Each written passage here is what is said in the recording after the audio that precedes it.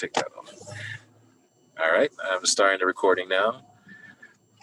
Thanks everybody for coming in for this week's lecture. Today we're going to have Megan kind of talk about her experience in the gaming industry and what goes into software development for video games. All right, Megan? All right, let's do it.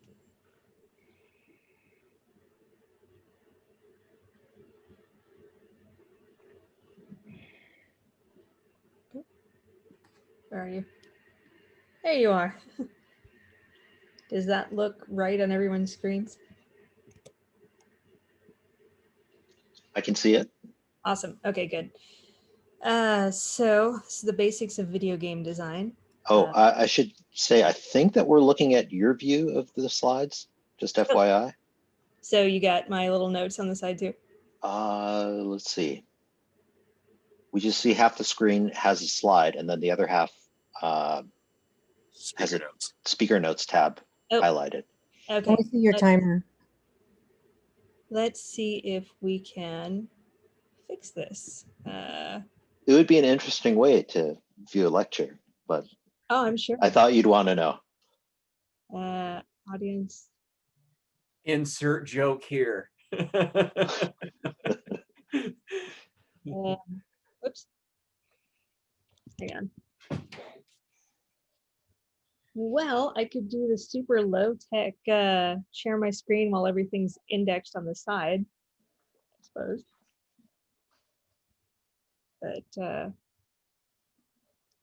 yeah, let's see. Anyone have any suggestions? You're using Google Slides, right? Yes. Okay. Yeah, I did the same.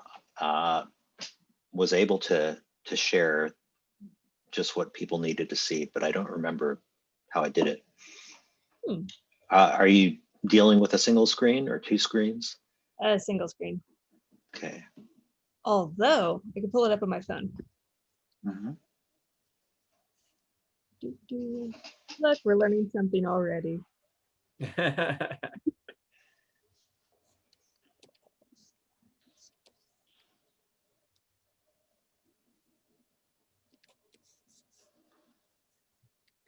Hey, everyone say hi to Mike. Hey. Hey, Mike. There it is. Hey, sorry, Mike. I joined. My audio came late. Did you say hi? What's up? I did. How's it going?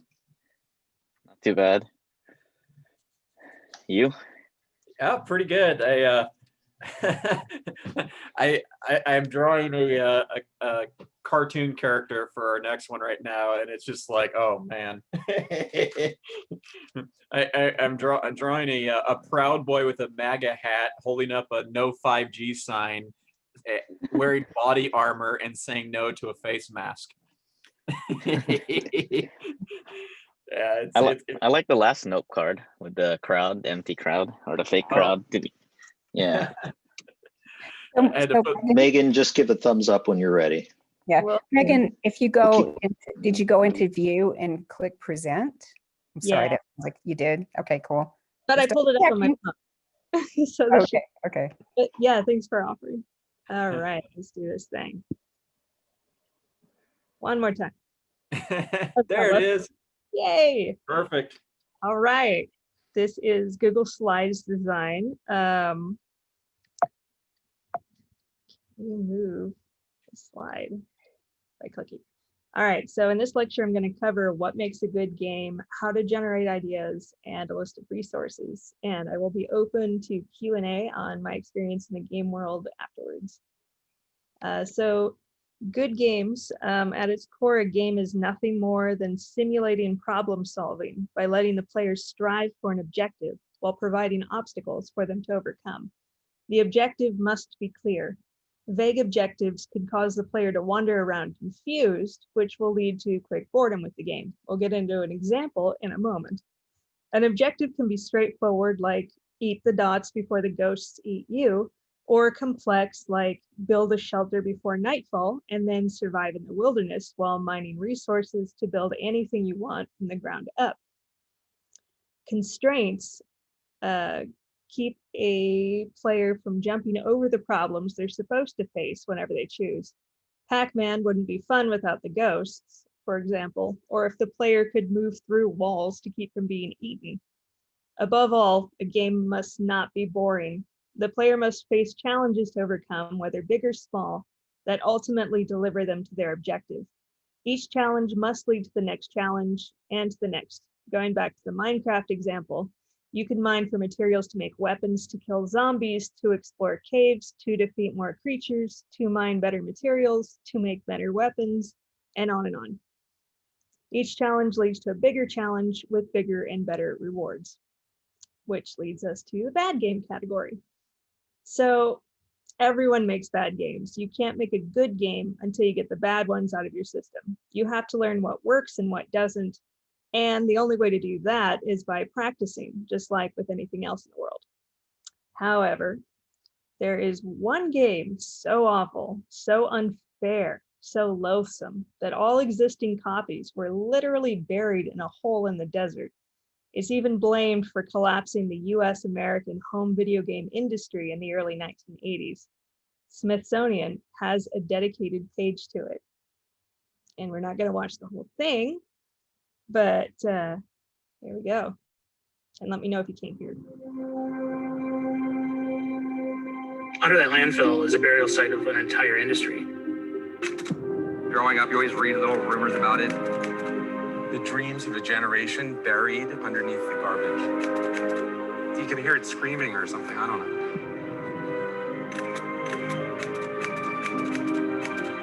Billions of cartridges out in the desert.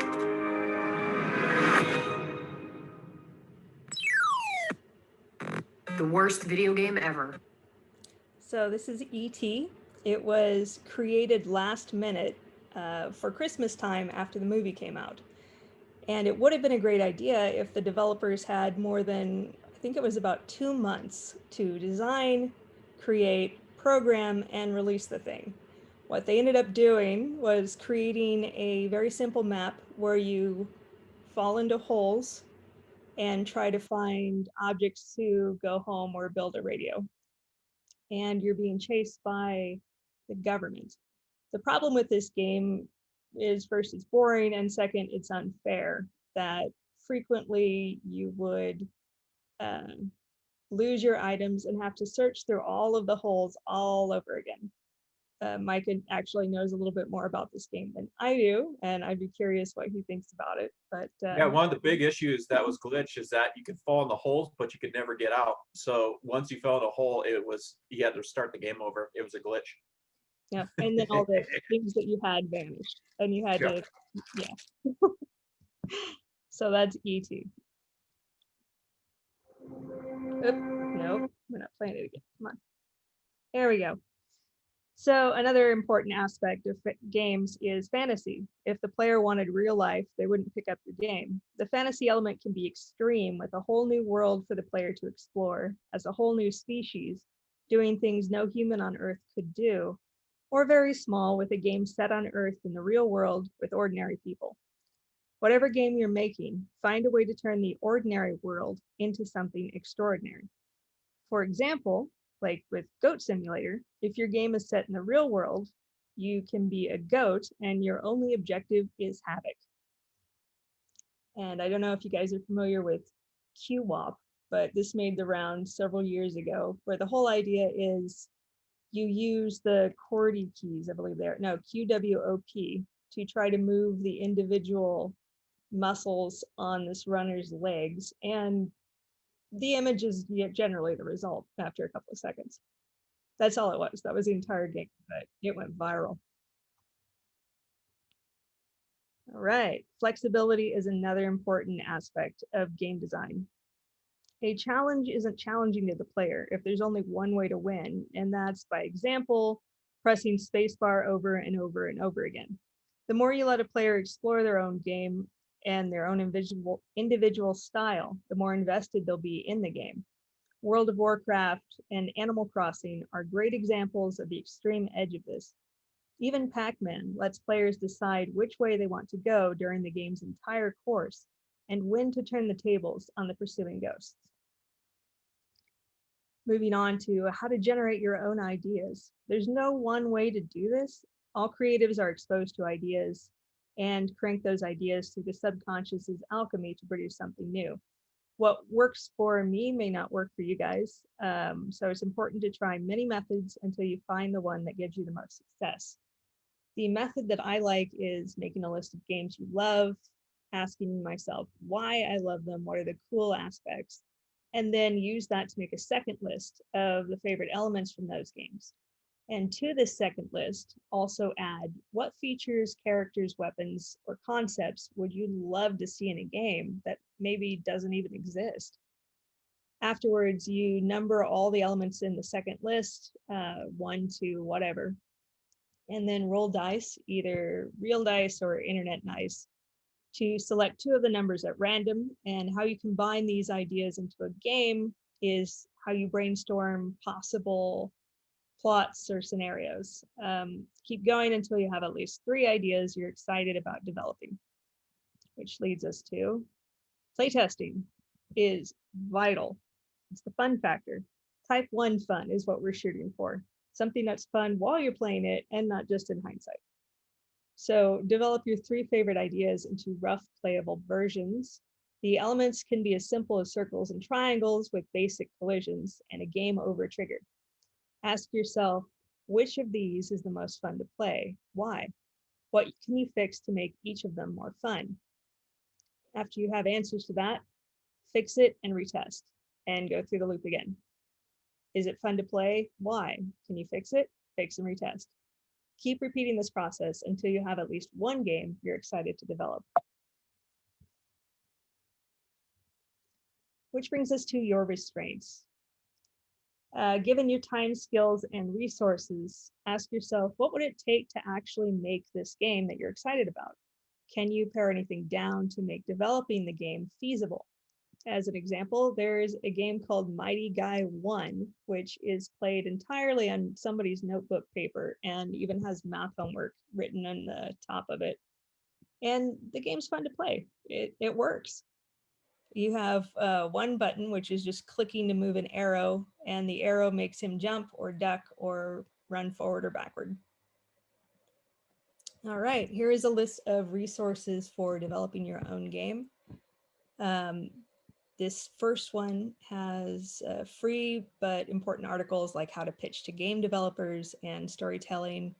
Pixel Prospector is great. It's undergoing a redesign at the moment, but its archive site is available. I highly recommend that one as kind of an all-around primer. UNT has links to resources like tutorials, forums, and so on. And if you're into a textbook or an app form of that, the art of game design is an industry standard. And that is it. Ta-da.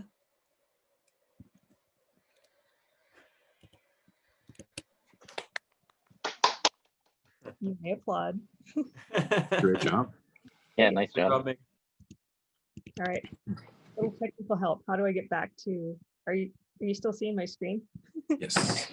Okay. I'm clicking back to meeting and nothing is happening. You should see an option to stop share screen. It might be appearing near the top of your screen. It says, oh, stop share. Thank you. There it is. Sure. We learned something else. Excellent. So do we have any questions for Megan?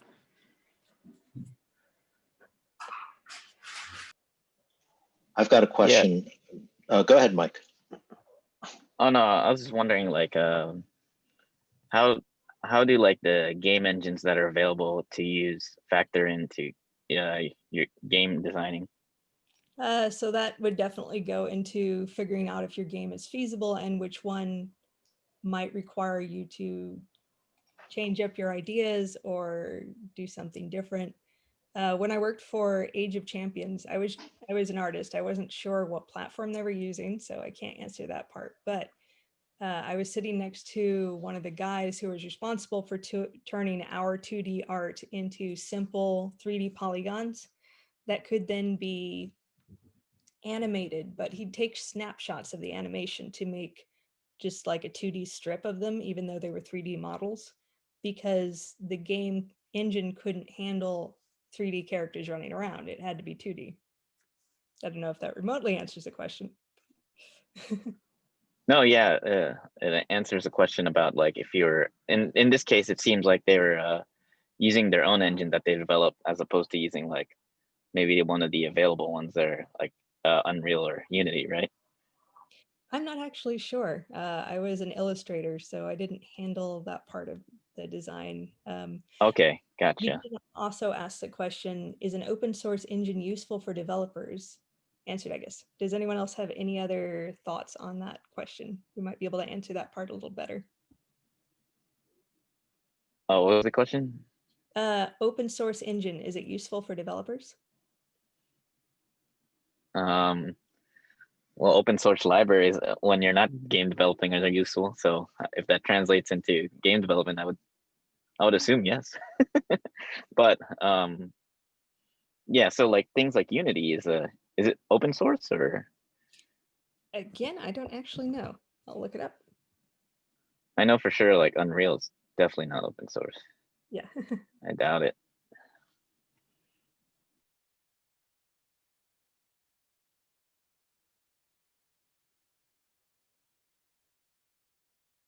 Although all engine features of Unity are free to use, they are not open source. I see. So none of those two are open source. Right. It's also free for any company or incorporated entity to use, as long as their annual turnover is less than 100,000 per year. I'm not sure if that means if their turnover from the game itself or in general, but regardless. Okay. Interesting. But yeah, definitely worth researching about, I guess. Yep. Misha, you had a question? I had a question, but I'm not really sure how to articulate it. So if someone else has a question, please hop in.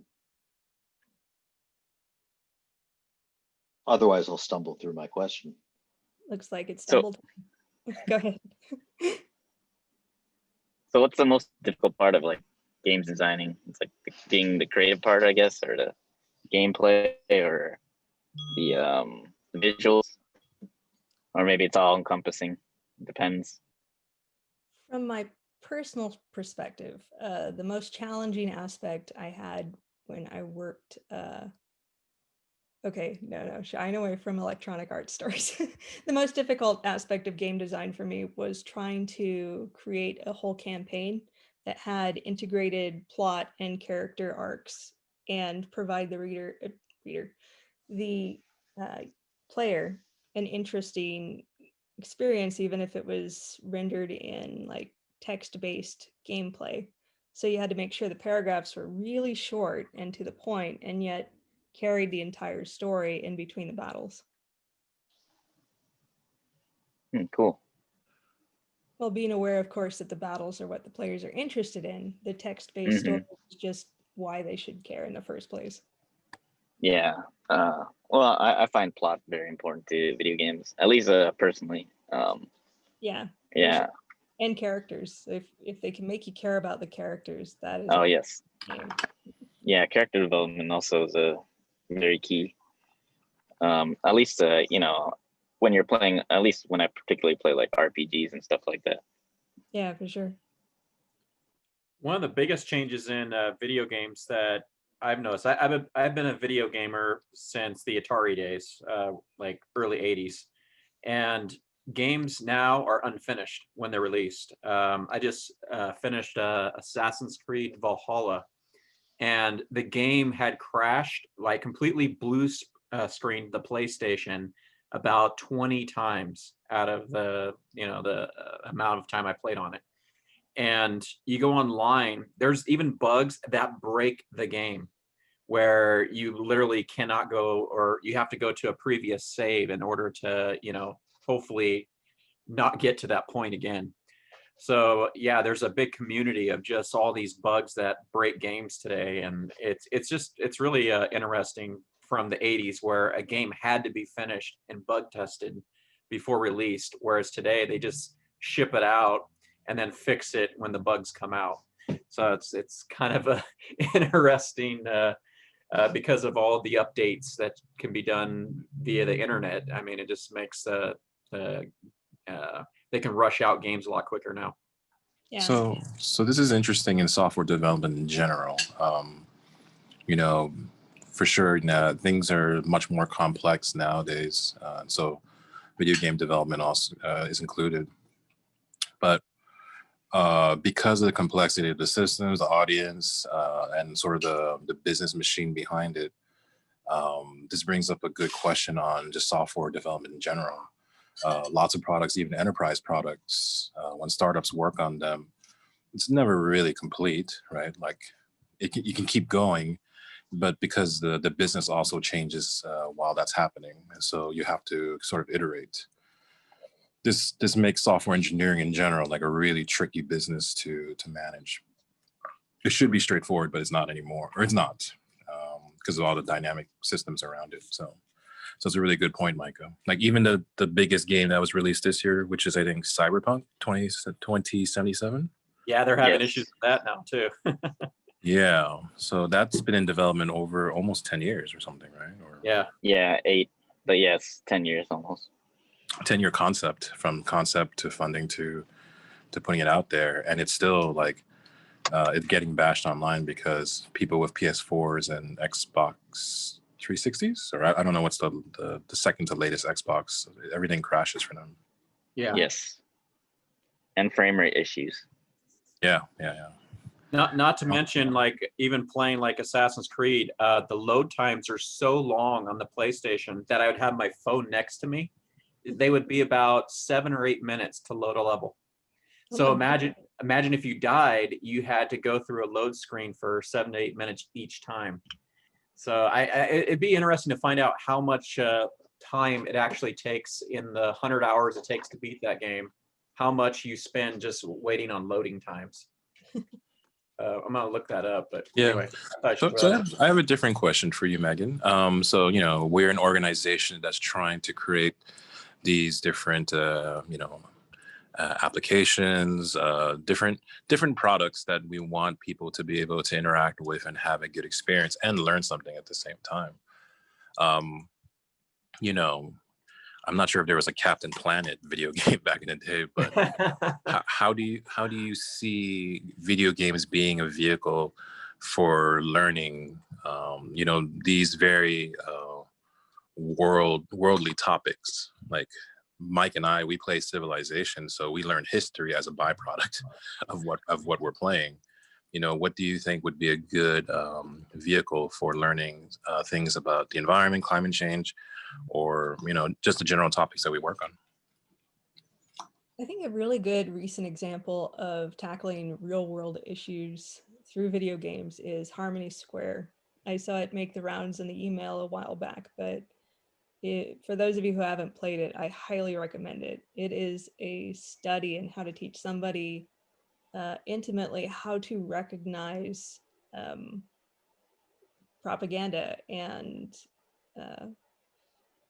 fake news, so to speak, and internet trolls. And by recognizing it, you're inoculated against falling victim to it to a certain degree.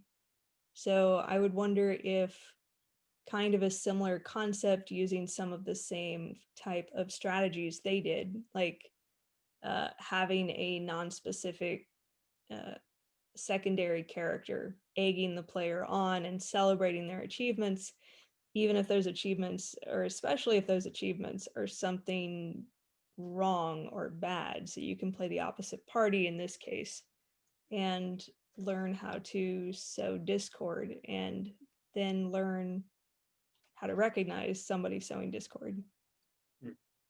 Yeah, can you share this in like Slack? Oh yeah, Sounds like an interesting game. definitely. It's really short to play. It's like 10 minutes long, but So it puts you in a role of an instigator, right? Of someone that's actually creating the fake news. Correct. So I think you were saying that there were 3 requirements in order to make sure that a game has a chance of being successful, right? Like being entertaining, being able to relate to the character. In this case, it's almost kind of like GTA, where you're a perpetrator of bad things. Yeah, exactly. And because the character is you, and you're being celebrated, it feels good while you're playing it to do these bad things, even if kind of in a, my God, what am I doing sort of way.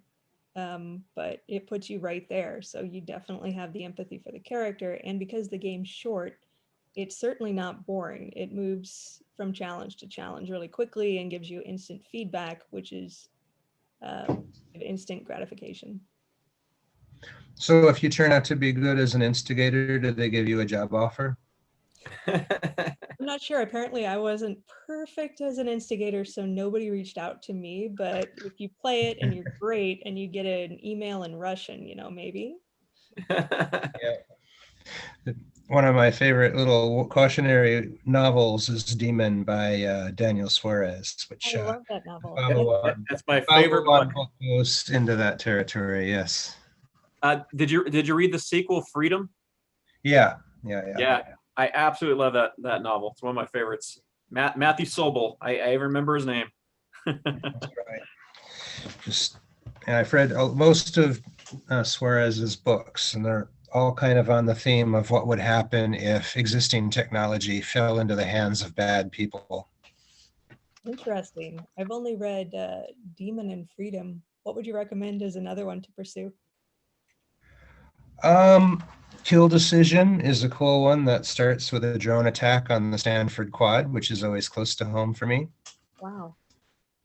What was the name one more time? I'm writing it down there. Oh, Kill Decision. Kill Decision. Okay. Yeah. Then he has a nice book, I forget the name, that talks about what happens if CRISPR is real. And, a bunch of fun. Okay. Those all sound great.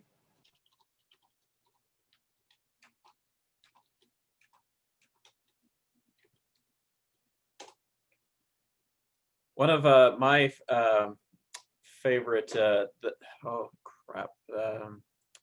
Off to Be the Wizard. Have you ever heard of that book?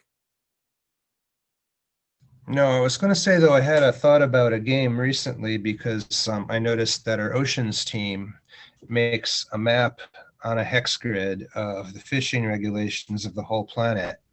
And it seems to me that that's crying out to be a game of some sort. Of course, they would probably hate that idea, but they'd get a lot of earned media if it turned out a bunch of hackers took their science data and turned it into a game. Do we have access? Asking for a friend. Well, it's public information. It's public data. So yeah, you go out. I can send around the link, but anyway, we probably want to ask them before they doing it, but it looks a lot like a game board to me, and one could make a fishing game or something, or a fish protection game, or a save the whales game or something. And there was a game called Eco the Dolphin back in the 90s. And imagine taking that type of game and turning it into an environmental cause. I think would be kind of neat. Yeah, it would take some thought, interesting thought. I'm sure they'd be open to it. I know that just in the past month or two, Virgil had wanted to set up a meeting with Richard about going over possible ways to Collaborate. Yeah, collaborate and Yeah, we've established about 3 different programs. I think the two groups can work on together for next year. But this was not one of them. Of course, this is like a huge effort, but the hex map itself sounds like a board game for civilization. So yeah. I'm pretty sure Mike and I have a lot of experience with civilization. Spent too many hours playing it recently. But especially if you have resources mapped out, and they can be sort of, it can definitely be gamified. You already have resources. All you need to do is add an AI character, like a pirate ship trying to pirate the, protected areas. And then how would you manage a agency or an world organization to actually defend it and to invest in education so that there isn't a larger growing of detractors. Yeah, like maybe something along the lines of old school Sim City. Yeah, there we go. That's totally my style of game. About virtual reality.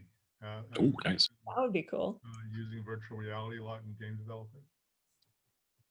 I'm so sorry, I didn't hear the question. Have you seen a lot of virtual reality games become popular?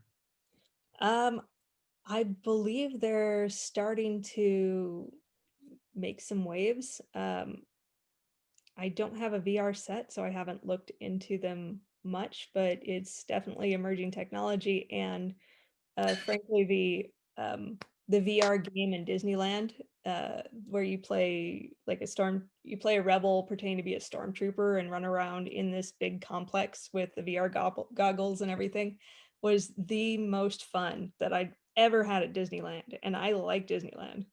Yeah, that game is made by a company in Utah called The Void, and they're basically making a virtual reality theme park, and you put on a computer vest that's connected to the VR headset, and it's supposed to be like the most immersive experiences you'll ever have. There's even like flight simulators that they put you in a seat that moves around while you have a VR goggle on, so it feels like you're flying around and you're on a rig that moves, kind of like what's that, Star Tours at Disneyland. So imagine that kind of seat with a VR unit, so you can it's all immersive. That's great. Yeah. I think it's some technology, but there's definitely room for getting into the market. So I think in one of our meetings last week, maybe it was an engineering meeting, but Mike, oh yeah, it was engineering.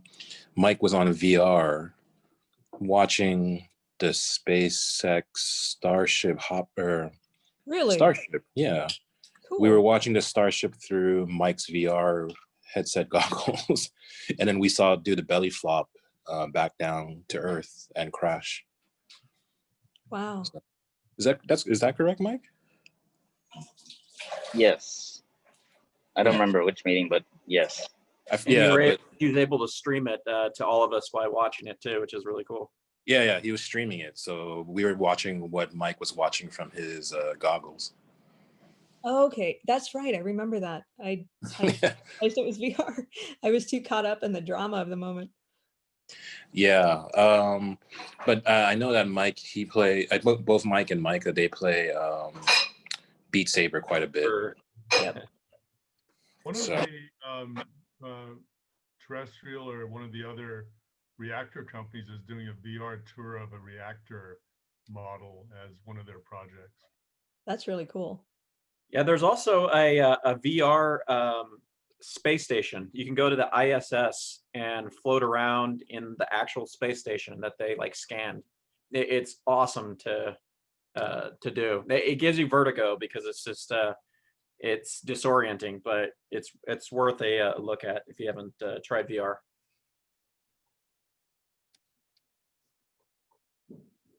So is it easy or difficult to turn a cool experience like that into a game? You mean like a Starship or VR? No, like you're floating around. That's a cool experience. What does it take to turn that into a game experience?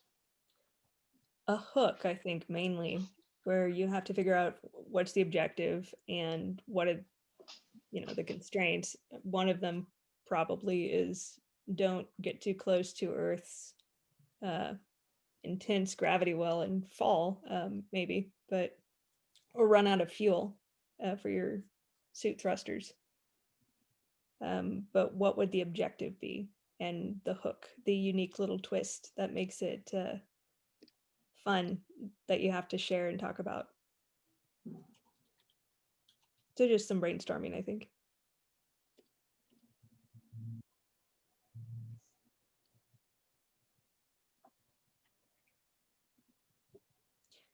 It could Oh, be. and yes, Richard, there is a Captain Planet game. I just posted it to. I knew there'd be something like that. Yeah, you know what's really interesting is that something that I've noticed. SpaceX has been really good at capturing the excitement of space travel again for many people. Their live streams typically get more than 500,000 people to watch it at any given time, which is really good because you know, it's not even regular scheduled programming. It's you know, weather dependent programming and orbit dependent programming, and they're still able to capture that many live views in real time to watch their launches. So you know, it's really good to know that there are a lot of nerds out there, you know, like I guess myself, who make sure to catch every live stream that they can.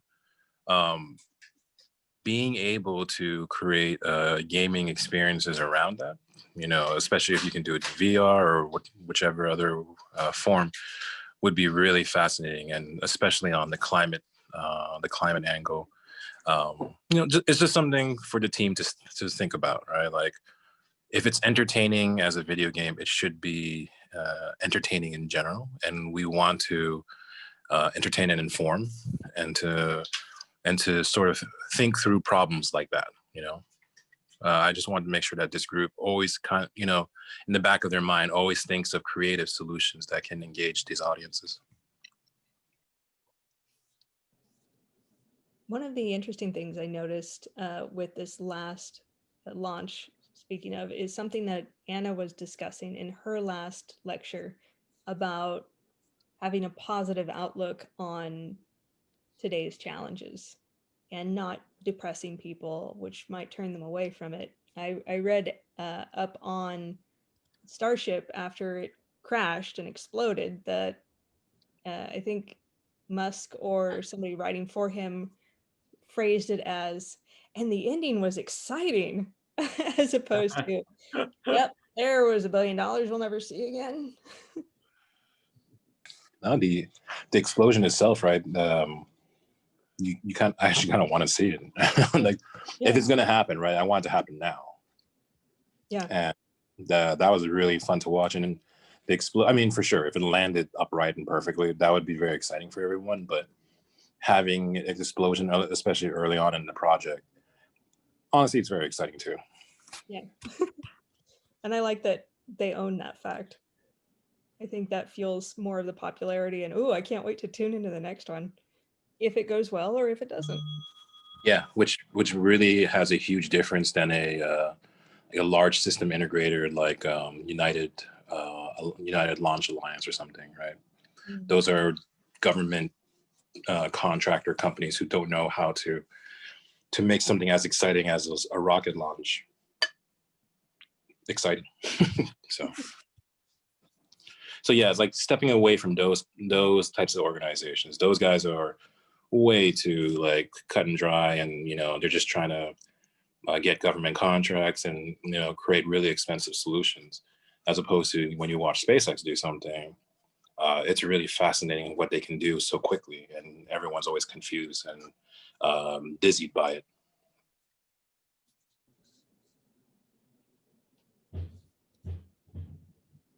So I have a question here. So Megan, when you go through your training and your courses, do you like do a lot in like review literature or like kind of like this perspective of, you know, like, you know, Joseph Campbell's hero's journey? So, you know, when you look at, you know, some of the iconic movies like Star Wars, there's always some like an archetypes that people can relate to, and you know, there's a storyteller that that you feel connected to. And so do you apply those principles when you make the games as well?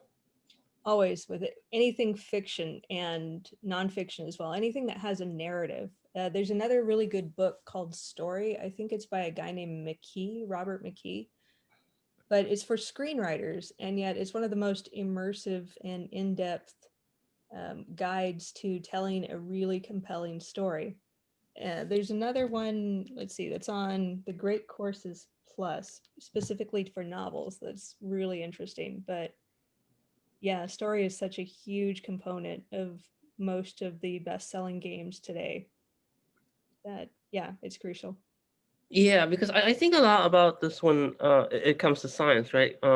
Because to some extent, science is fundamentally about storytelling. There's a beginning, there's a middle, and then there's the future, which is a mystery, right? And that's the thing that compels people to work on it. And so there's always a thing that you don't quite know yet, but you're so compelled to want to know it that you're engaged in it. And I think there are a lot of similarities there in the way we look at doing research and also playing games, because you're trying to reach a point that you kind of have a sense of what it is, but you don't quite know it completely.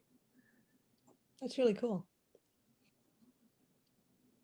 I could see it would be interesting to have a game where you model different scenarios for planetary change, like either it's too warm or it's too cold or it's just right. Oh, like adjusting sliders, what percentage of fuel comes from what kind of source? Yeah. That would be pretty neat.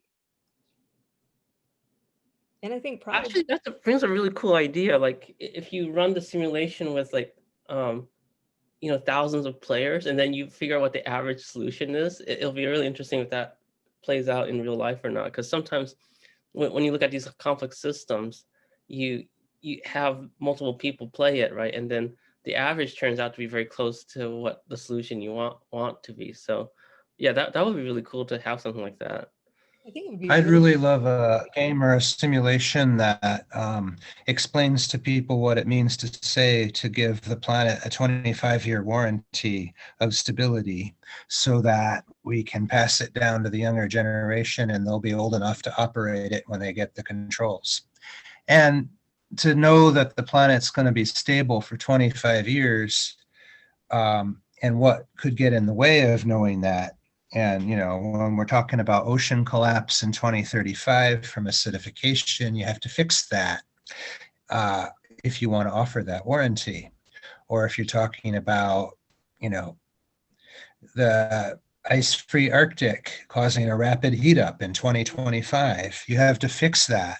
And so zero emissions don't help you fix the fact there's already too much CO2 in the atmosphere to give you to produce that warranty. So that'd be fun for me, I think. What do you need? What systems need to be stable to give you a 25-year warranty, and how do you get there? Yeah, I think that could be created with the same kind of sliders game where you shift things around and maybe a pop-up box tells you what's happening and then you have to move them around to try to compensate and adjust, and you get feedback on whether it's working, whether it's not. So Tito Jankowski actually shared something almost exactly like that.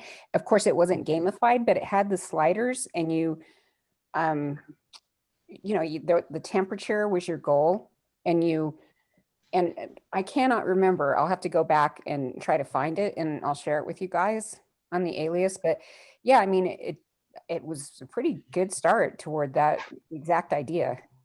That sounds really Yeah, it is really cool. It is really cool. awesome. Thank you. So the game engine behind the one that Tito shared is the same for a franchise of video games called Democracy. The premise of the game is you can choose to be a leader of the United States or whatever version of a country that you may want, and then there's a population that has a cultural tendency for what do they appreciate and what do you need to accomplish in order to get back into office. And so there's a minister of transportation, finance, and all these things, and you sort of have to make these decisions based on scenarios that come up, right? Like a news report comes up, and you have to make a decision on how do you want to react to that situation, and that would actually help you determine if you can win re-election. So something like that on climate change, right? If a situation comes up where scientists are reporting, we're having an increase in ice melt. What do you plan to do with this? And then you can have a number of different solutions. Which one has the most impact is something that you can try to figure out during the game. Yeah, and I've looked up democracy. They're on to democracy 4, so it must have been really well. But it seems, I haven't looked into it, but from the concept and the images, it seems like it would be fairly easy on the art side, which would be Yeah, it's mostly a game engine, understanding the decision and the weighting factors behind all the decisions. it sounds perfect. It sounds like there would be a great, it would be great to look at and maybe see if we could create something similar, but for climate change. Something, yeah, yeah. It's what you would call a typical European game. So I'm pretty sure the Europeans they tend to like these types of game development stuff, as Americans like first person shooters and MMO. So different style. Yep. That sounds interesting. I'd like to look into that and see if I can put together some kind of proposal. Yeah, a working document on it, just to see what it would be like. Cool. Does anybody else have any questions? Would anyone else like to potentially collaborate on the document in your script? Just offering. Everyone's ready to go on vacation. All right, so this is the last Let's Learn Something for the year 2020. I think we'll be resuming again in 2 weeks from now. So if I don't see many of you again before the holidays, happy holidays to everybody. Happy holidays. And great job, Megan. Yeah, very good job. Yeah, awesome good job. Great, thank you. Yeah. You're welcome. All right, bye guys. Take care. Bye. Bye. All right, see you.